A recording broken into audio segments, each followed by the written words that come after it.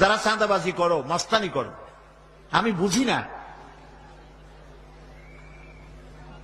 তারা কি জাতের লোক, গায়ের রক্তটা কিসের, মানুষের রক্ত না পশুর রক্ত?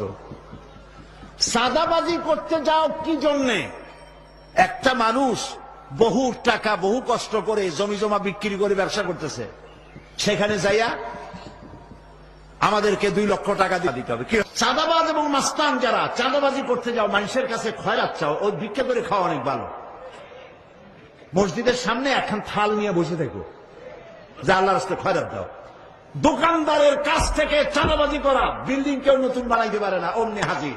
গলায় সোনার চেন, হাতে কতগুলা আংটি, তারপরে হাতে মোবাইল, গলায় সোনার চেন। শহরের মহা উল্লুক জানোয়ার বলতেছে এখানে ইট ফেলাইতে পারবে না, রড দিতে পারবে না আমাদেরকে সান্দানা দিয়া। এটা কি মানুষ? বলেন মানুষ? এরা মানুষের সন্তান?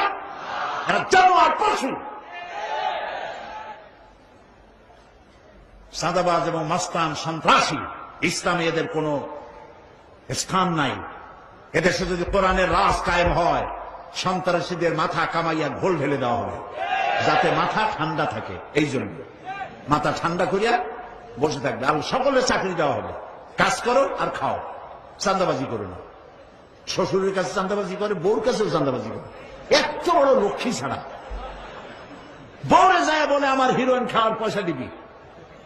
পত্রিকা আসছে না ভাই? কত বড় শয়তান, বউর কাছে চাঁদা চায়।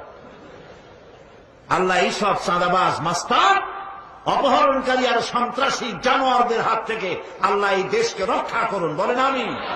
চিল্লায় বলেন আমিন।